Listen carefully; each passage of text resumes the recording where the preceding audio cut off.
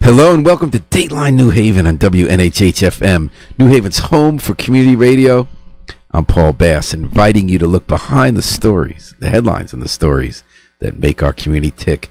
The man in our studio today makes New Haven tick, and because we're in election season, we can't let it go by every time without having Steve Orosco in the studio doing a public service, which is to give people a choice on election day. We generally just elect Democrats in New Haven, except for the one position that law requires a Republican be elected to, which is register our voters. But Steve has been running pretty regularly for office, alder and state senator, and he's second time around running for state senator in the 11th district. That's New Haven and Hamden. That's the East Shore, New Haven, east side of Hamden. Running as Martin Looney, who's been in office since the 1980s. And Steve, you've been alive since then? I was born in 1980. All right. So he was elected November of 80, mm-hmm. and then I was born December of 80. All right. So we were close. So Steve is the Republican candidate. So give us the elevator speech. Why are you running again, Steve Orosco? Nothing has changed. Do you remember all the reasons why I ran in 2022? You said I ran on schools, education being last in the state, crime being we're the most violent city in the entire state, number one fentanyl overdoses, one of the highest poverty rates. So all of these things I ran on, literally not one of them has changed. The stats are still the same come 2024. And it blows my mind that we keep on electing the same people over and over that are producing the same results. You know, when I get these mailers from like Martin Looney, and I always laugh at them because, you know, it has all of this list of accomplishments and they're all like grant related. Oh, I secured funding for Medicaid. I secured this, I secured that. But how are you going to keep these programs alive? You know, the grant money doesn't last forever. It's a beautiful thing that you start new programs, but at some point, all those programs are going to get cut or something else has to get cut. So we need to find a way to really allocate our budget much better. And what about budget? I mean, often Republicans talk about means outside of government money to address problems. When you look at schools, when you look at crime, when you look at substance abuse, are you thinking of ideas you'd promote? Maybe that's not the job of a state senator, like, or support that address problems at the root and maybe don't rely on grant funding? Yeah, I mean, for a community to thrive, I mean, where the vital metrics are safe environment, good schools for your kids, and affordability. We fail in every one of those metrics. Why is that? Well, we don't allocate our budget properly. We're always putting band-aids on everything. We don't actually address the root causes and the issues because it takes so long to fix those things. I mean, to fix education, that's a tall order. It sounds much better to create a biolab that I read the other day where 15 juniors get the opportunity to study STEM. What about all the other kids? Are you talking about the biolab at 101 College? It was... Because they're partnering with, when these new towers go up with biomedical companies, they are letting the high school students in to learn how to do those jobs. They set aside like 15 juniors to do so. But, you know, New Haven does a good job at securing grant money. Martin does do a good job at that. But the problem is it runs out at some point. And then you have to cut other things. It's almost like, can I talk about Hamden really quick? That's my district, Hamden. When I ran in 2022, they were $1.3 billion in debt. They're still in debt, obviously. I mean, to get out of $1 billion hole is going to take probably decades. But this year, their budget was still off. They had a deficit of like $3.5 million. So what were they going to do? They're going to cut middle school sports and cut 20 staffing positions. Thankfully, Quinnipiac came in and saved the day and said, you know something? We'll give you the $3 million so you don't have to cut that stuff. But then what happens next year, or the year after that? And I think that our politicians don't do a good job at creating revenue. So what happens is they just tax everybody. So what would be some alternatives for raising revenue? It's all about business. You have to bring in business and give incentives. So, you know, Connecticut itself, and I'm talking about New Haven, Connecticut itself is one of the worst business climates in the entire country. You run a business, right? You still have the mixed martial gym? Yes. How's that going? Yeah, I love it. I love it. Is that your main business? Yes. Yeah, and I have some other projects going on now that I'll talk more about once they come to fruition. So what have you experienced as a business owner that gives you ideas for how you could pursue legislation or policies that would make it easier to open a business? Yeah, so obviously the regulatory environment here is very difficult. Cost of living, obviously, because we're so high, a lot of companies will leave and they'll go start to bring their businesses to other parts of the country, like Utah, Texas, Florida, who are the top three in the country, also Republican areas. Connecticut just needs to do a better job at, whether it's tax abatements, whether it's cutting corporate taxes, which Trump has talked about, cutting to 15%. I mean, the jobs here. So the question is the belief of supply side economics that if you cut the taxes, you get less money in. But the idea is that you believe that over the long term, you'll have created more value because they'll start paying taxes at some point. But also, what was the other one? It was cost of living, housing, schools. What are some ideas? I forgot. It's okay. You'll think we'll come back. So you're talking about schools. What kind of ways are we spending money, in your opinion, the wrong way on schools? And what would be a creative way to improve schools with a better budget priority? Well, the budget, I don't know. Obviously, everything goes behind closed doors. I'm not in there making the budget and the allocations and what should go where. What I do know is New Haven spends $21,000 per child, which to me is egregious when our kids aren't even proficient. Yeah. It doesn't make any sense. We need to literally revamp education. So how would you lower that cost? What's that? How would you lower the cost per child? Like part of it's special ed, part of it's union obligations. Yeah, I mean, special ed is probably, I know that's a driving factor because I think a kid who's in special ed might cost, let's say, $100,000. So that, bumps up the numbers. But again, we need to figure out a way to cut that cost for sure. Mm-hmm. And hiring initiatives. I know we had a teacher shortage. I mean, that's another issue too. When you have they go down. Sometimes they go to historically black colleges, universities and in the South to recruit. They try to get paraprofessionals now. They're working with them to get training so they can become classroom teachers. I mean, those are pretty good ideas. Yeah, those are good ideas. But again, when Connecticut is so expensive to live and it's unaffordable, people are going to go elsewhere to find jobs. It's like if, for example, on a small scale, if you're in New Haven, if you're a police officer, why would you be a police officer in New Haven when crime is so high? The place wanted to defund the police, and there's a shortage. Well, they didn't really defund the police. Well, they were on the forefront of promoting it. But in the end, they didn't defund the police. Yeah, obviously, but it showed they didn't have support for the police. But to your point, and this is why we lose officers, we spend money training. Steve, I think you would agree with this. So we spend money training. They're here a couple of years, especially black and Hispanic cops, because the suburbs want to increase their numbers.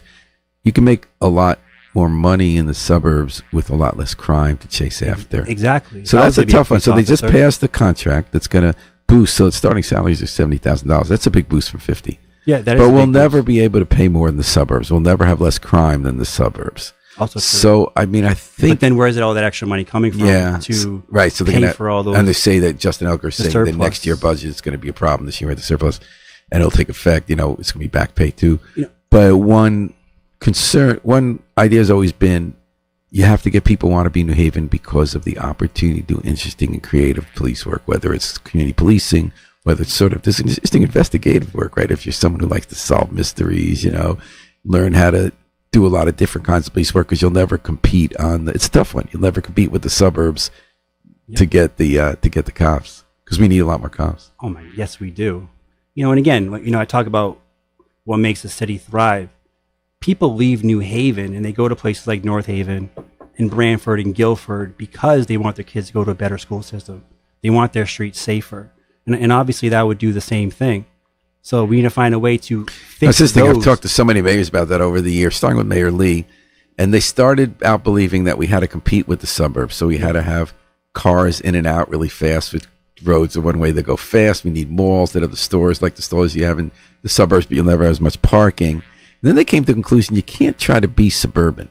If people want to be suburban, it's great. Like if you want to live in North Haven, go. It's a free country, and that doesn't make you a bad or good person. You want to live in North Haven. Yep. And then there are people who like to live in cities where it's a little more crowded, a lot more going on, different kinds of people, different kinds of creative, unusual businesses and culture. Yeah. So then they decided to go with the strength. I guess they called it new urbanism, where you kind of going not to get the cars in really fast, not to try to get the stores like Marshall's in the suburbs or but and chains, but kind of get immigrant run businesses, creative a lot of arts, a lot of living downtown. So I think I kind of agree with that basic idea. I don't know, like, what do you think we should do as a city given the disadvantages? Like, we used to sue the suburbs. We stopped the mall in North Haven. See that again? When you were like 2. I remember covering a story. Oh, wow. Okay. We actually sued to stop a mall from being North Haven because we didn't want the malls. Then we wanted to build the malls here. But then a couple of times we tried to build malls here and it didn't work. Why is that? Long Wharf. The economics were tough and it just didn't make sense of the city less place to park. Like, the malls belong in the suburbs. And I don't think that's bad. Yeah. They got more land. It's stretched out. It's a car place. But then we found out we actually revived our being an eds and med city, go with what we're strong at. Medical care and biotech research and that kind of stuff. Yeah, absolutely. Absolutely. But again, even with Hamden being somewhat of a suburb, even they're now having all these issues. Because they're kind of a city on because the city part starts you'd represent to is kind have of a its city. tentacles Yeah. to its neighboring towns, and that becomes a problem. Yeah, they're dealing with a lot of issues in Hamden we kind of dealt with a generation ago. I mean, even now with Yale, Yale just stepped up their walking police officers because of the elevated crime that's going on right now. Mm-hmm. So, do you live in Morse Cove? I live in the Cove. How do you like it there? I love the Cove. Obviously, when I lived in New Haven from 04 to I think about 09, I had built a house in the Cove. Then we moved to California for 10 years, and we came back. My wife. What did you do with the house while you were gone? What's that? You sold the house? Yeah, sold the house. Yep, it was right on Cove Street. No, I'm sorry, I live on Cove Street.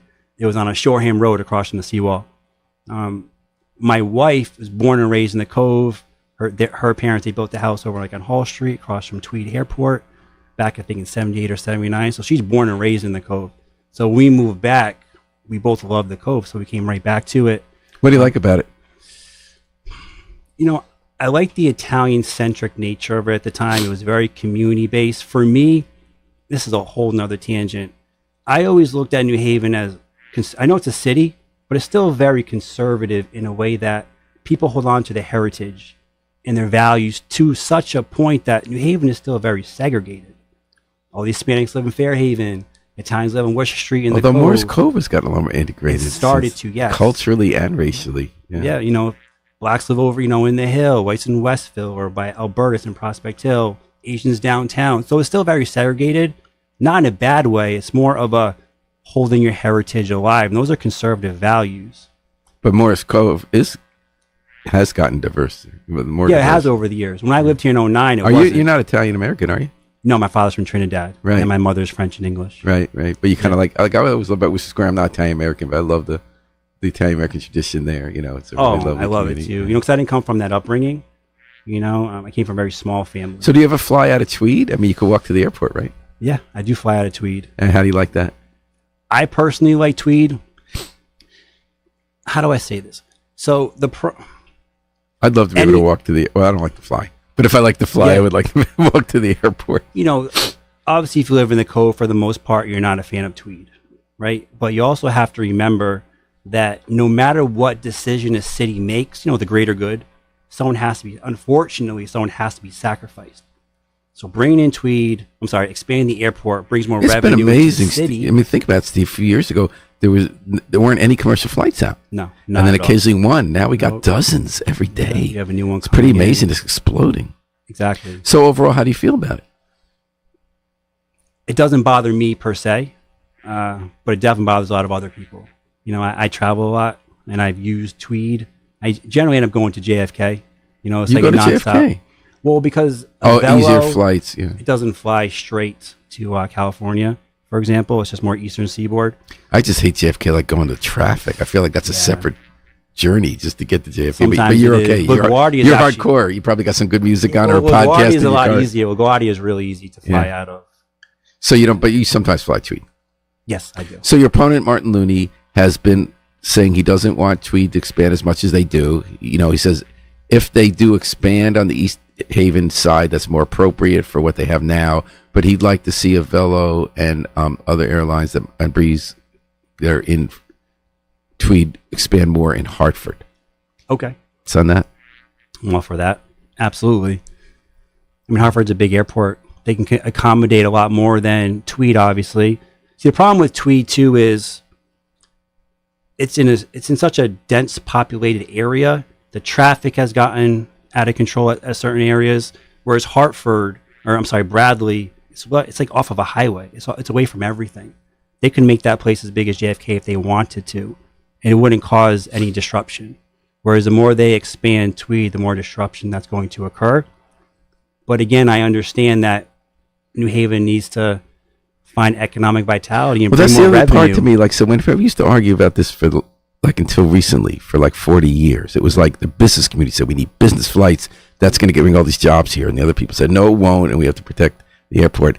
And it actually was true that those business flights never worked. We had a Chicago flight, then it got canceled. We had a DC flight, got canceled. But now they're doing leisure flights. So mostly people are flying for fun. Yes. That seems to work better. It's so interesting how we see it. It's different when they evolve over time. Yeah, that's why I try not to hold people overly accountable, because in hindsight, things change. I've changed my mind 5 times on New Haven issues over the time. And that's okay. Based on reality. But you know what I hate about that is politicians now will never get on camera and show their humility and ever say, something, we made this decision, but it just didn't work out. Now we're going to pivot to do something else.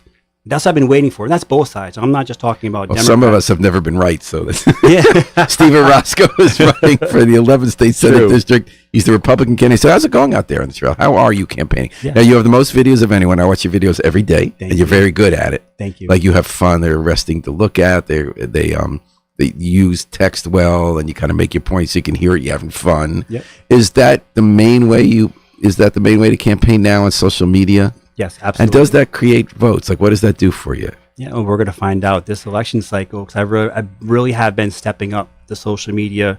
I mean, I started the Senate one, I think in June. I have about 3,500 followers, which is pretty good for only a few months. Yeah. And I'm just going to keep on. Is that mostly Instagram, or is it also other platforms? Yeah, I'm not big on Facebook per se. Facebook's gotten weird. Their algorithms, they want to get you to pay more to boost the people, and you're not sure that's going to work. And Instagram does the same thing. It's crazy. And the algorithms sometimes don't let you post because it's. But Instagram also is pushing you. Yes, because Instagram's owned by Facebook now, so it's still a meta fee. And what about X or Threads?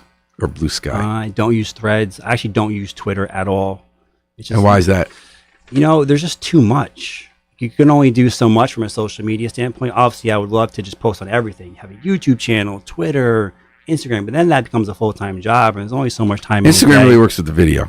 Yes, I find Instagram has really mastered how to get you interested in a video and hooked. I guess like TikTok do. So how many videos you done?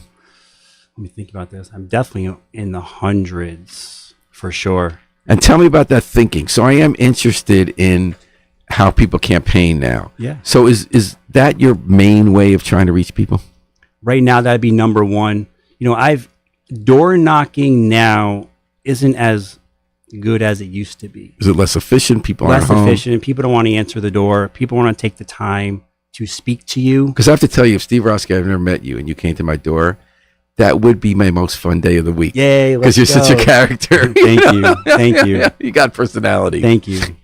And Marty Looney kind of patented in the old days. He gave those pot holders. So I have Marty Looney pot holders. Yeah. Some that have like a lot of stains from 20 years ago. They did new ones. So that was at one point the way you kind of got your name out door to door in the pre-internet era. So what we haven't figured out, right, is whether social media engagement translates to votes or not. Agreed. We have not figured that out yet.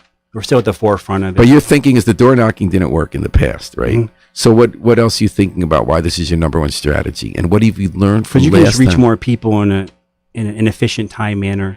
And the more I post, the more people I reach. Are you hearing back from them? Have you a way to measure that? Yes, I get a lot of DMs, both good and bad, obviously. I get a lot of hate mail from people. But you need that, right? You got to get out there and be noticed. Yes. Yeah. I personally like the hate. They attack me, they attack my family. But it's not about you. Yeah. But I'm okay with that because it makes me stronger, more impenetrable. So what's the video you made that's had the most impact so far this campaign? Let me think. Or most as far fun? As views? Or not, because sometimes that's not the biggest issue is number of views. What's the one you think was most successful? Either in terms of artistically, making a point, fun to do, hearing interesting things back. The most fun that I did was the one where I was playing with my laptop, because you had the governor of New York saying, black African Americans, they don't know how to use technology. They don't know how to use a computer and et cetera, et cetera. Things like that upset me because you treat people like they're inferior. I don't like this black inferiority complex. It really drives me crazy. Do you identify as part black, Trinidadian? Yeah, absolutely. I mean, I just identify as black. Well, one thing I get from your videos, though, is that argument that we focus too much on the labels and not enough as a person. That that it is irrelevance to talk about race and what you experience. It's real what you experience, but that sometimes, at least the argument here from you and some others, is that sometimes it'd be more productive for everybody not to focus so much on what category you're in and more talking about how do you make things work and who you are. I don't know if that's true. No, I fully agree. Character is everything. And I think Democrats have really mastered that narrative of identity politics. They've done a great job at it. Republicans push back. Trump has really built, I think he's winning Latino men. I could be wrong. He's definitely greatly increased his number of African-American men who are supporting him. So why do you think that is? And why is it men? I think men are apprehensive to vote for Kamala in the first place. It was before Kamala, too. He was making great inroads against Biden. Well, even more so now, as far as videos that I'm seeing. I think it's been a year-long rise that people have been trying to understand. Men of color moving toward Trump. Yeah. I think just Trump is real. He's authentic. I personally think his narrative translates better to Black America, men especially. But why not women? Why not? How do I say? I don't want to get in trouble. I think he's trying to show that he's tough and masculine. I think they're going on the podcast that deal for young men, like they're really focused on that. Just like Kamala these days is really going for the women. Like she's doing a couple of others, but she went to that one yesterday. I forget the name. It's the #1 podcast for women and going on The View. And Trump's first main interviews, the podcast is where the people have the millions of followers of young men. It's kind of interesting. Yeah, I agree. I mean, they're both pandering in their own way. Right, I think that's what politicians are supposed to do. So let me bring you back to your video. So what did you do when you saw the New York governor talking about that? I started playing with my laptop. Like I couldn't figure out how to use it. Pretending. Just pretending. I'm like, how do I use it? How do I do it? And then I put it, instead of this way, I put it the other way. I'm like, oh, I got it. So it's standing up wrong. Again, the point you're trying to make was that we're not that stupid. Like, we know how to get a voter ID. We know how to use a computer. Like, for me, and you might disagree, I think that when you look at another race as inferior, that they can't do things, that's supremacy in my world. So if someone tells me... Well, that's been a long time critique that white liberals who want to have good intentions and want to help have a patronizing view that the people need the help and can't succeed themselves. That's been the conservative critique. That's the Shelby Steele, the... Robert Woodson. I mean, I'm talking about black academics who say that they've been critical of that. I mean, listen, when you are raising children, telling them they are victims and oppressed, they grow up to become adults who think they're victims and oppressed.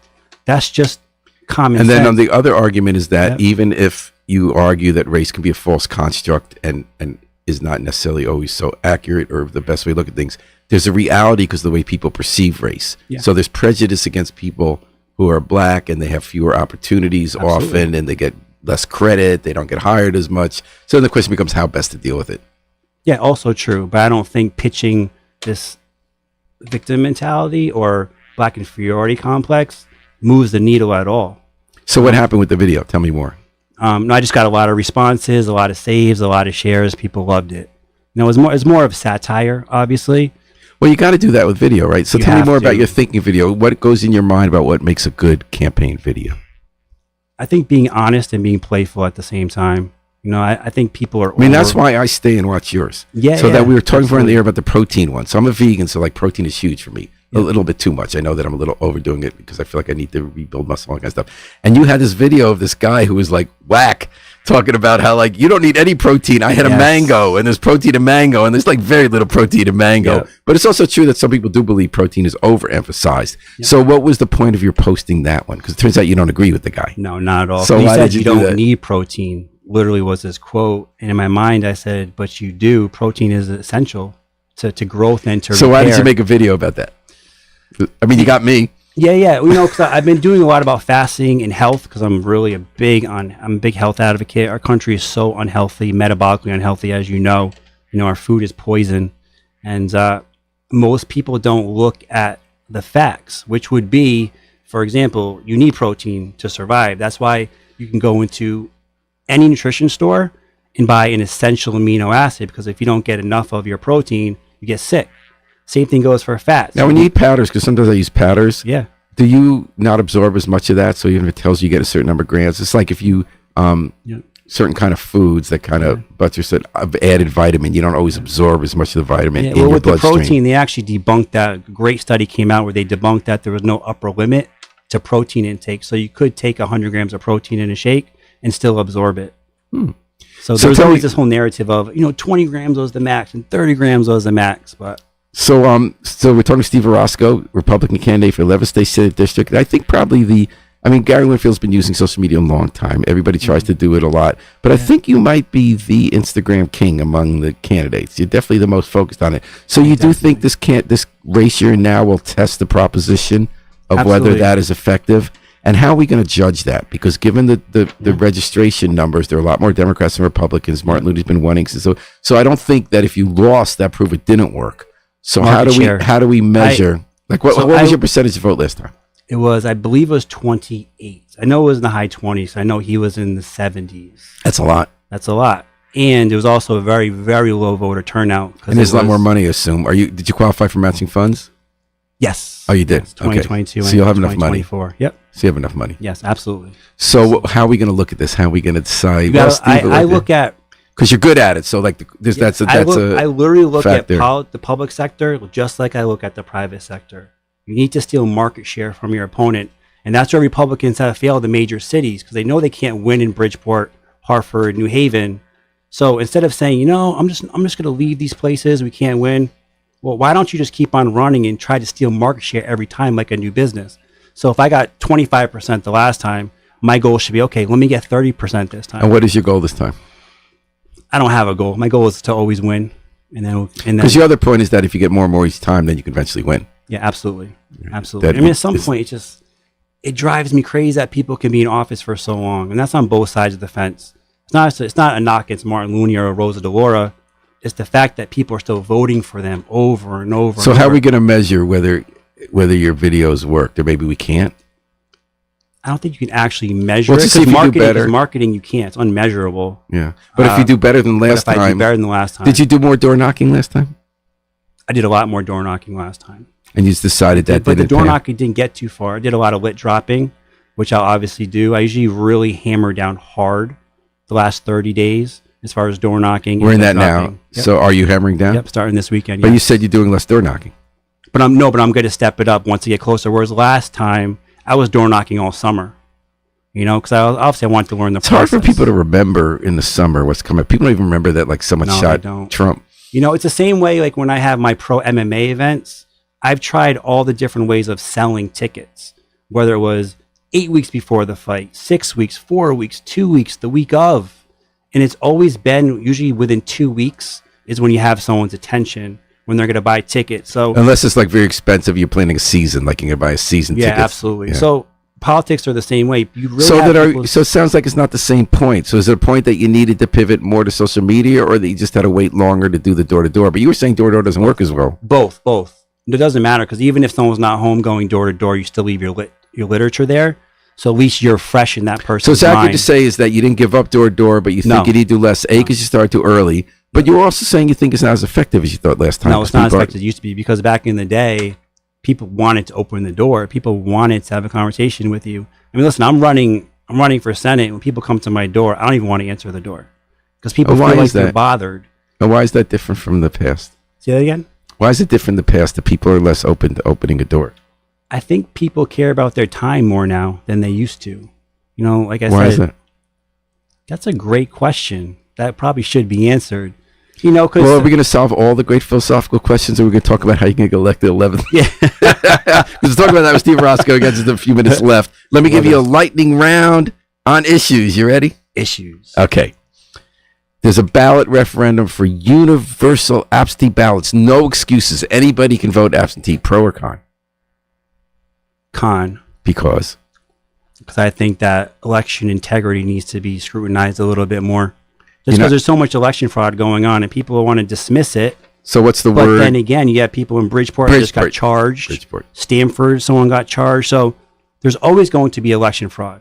And I'm not saying it's just Democrats, because I know Republicans probably have in the past too. Oh, they have, yeah. But it needs to be stopped. And you think absentee ballots would be, given that there's fraud that they don't catch with absentee There ballots? has to be more restrictions on it. It can't just be for everyone. Like, there's no reason why I should have an absentee ballot. I can go vote, no problem. It's one thing if I'm out of the country, I'm in the military, you want to vote, I understand. Other people say this will get more people to vote, but then other people are worried about It's much easier fraud. also to cheat and fraud 100%. And that's the All problem. right. And listen, no matter who wins, they're always going to, the side that loses is always going to argue that they didn't. Hillary did it in 2016. Trump did it in 2020. Whoever loses in 2024 is going to say the same thing. So they're all going to do it, no matter what. So the only way to combat that would be, like, I don't even understand why, when voting is so important to our country, why don't we just have a holiday where everyone goes and votes? Other countries do that. Why don't we do that? We have so many other holidays that we take off that are nowhere near as important as voting. So that literally would solve every problem if we did that. budget guardrails. So there's the volatility cap. We had a 2017 bipartisan deal that if we get a lot of money short term from income taxes, like from financial industry payers who file quarterly in Fairfield County, we're not going to spend all that money. We can only spend a certain amount. Yep. The rest goes into paying down debt and having a rainy day fund. We've now maxed out on the rainy day fund. We pay a lot of debt. Some people are saying we can revisit that, keep those goals, but spend a little more money to deal with higher ed, child care. Other people say those controls are important, keep them the way they are. Senator Looney's among those, saying let's tweak them, not get rid of them, but have more money freed up for higher ed and early childhood. What's your take?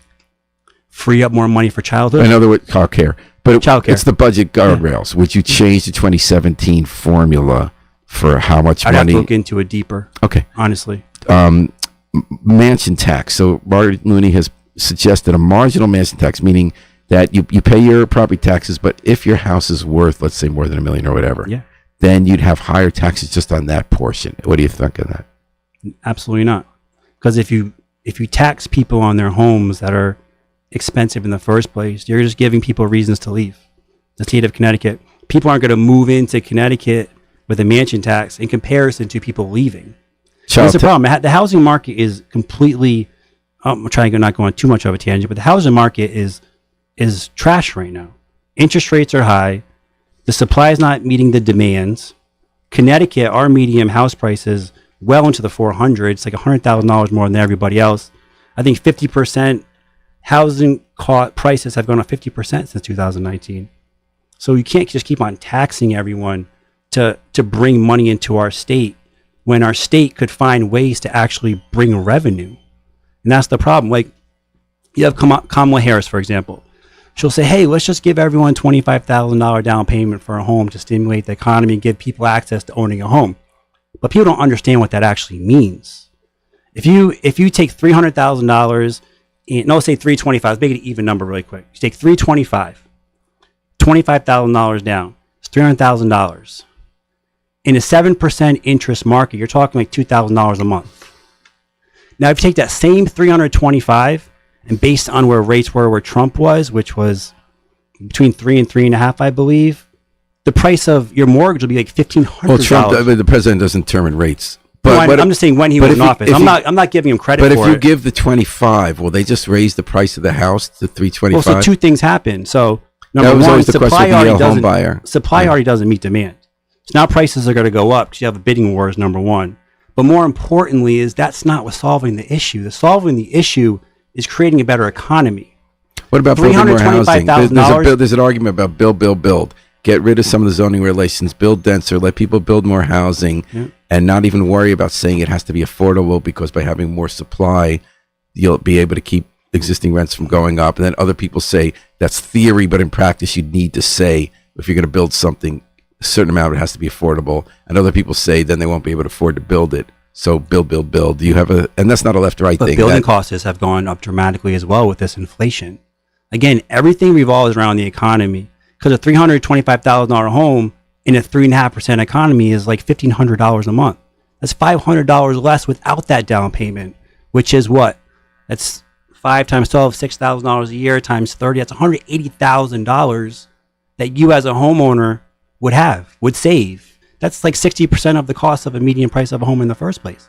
What about there's a proposal to allow striking workers who've been on the line for 2 weeks to qualify for unemployment compensation that didn't make it through last term, it's going to come back, how would you vote?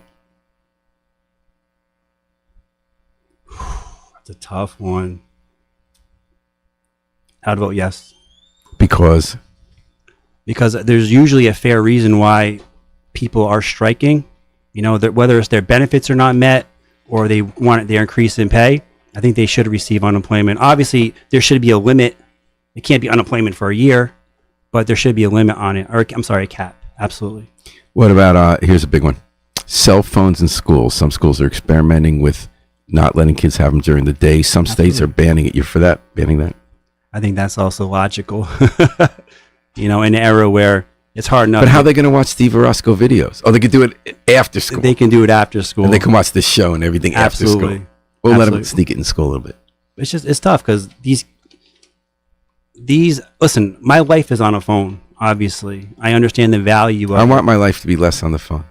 I love that about the Sabbath when I can't turn on the phone. Yeah. I feel more human. Yeah. But I still like the phone. Speaking of, so we went to Maine this weekend. I had to go to a wedding. I went to Maine. It was on a lake outside of Portland. Beautiful. And I'm out in this, I go in the backyard and I'm like, wow, this is gorgeous. And it's so pure. It's so quaint. And I used to say to myself, humans really ruin everything. Because you just see how beautiful nature is without the phone, without the hustle and bustle.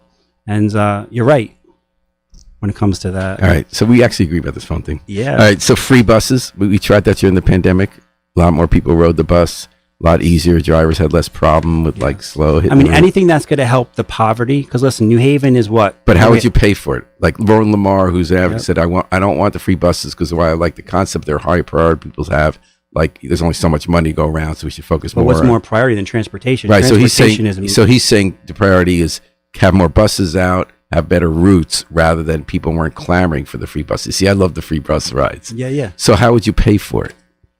I mean, it's simple. You just have to allocate your budget properly. You can't tell me, and again, I can say I'm very ignorant to all of the things in the budget. There's so much stuff from a climate change office and this new incubator and this and this.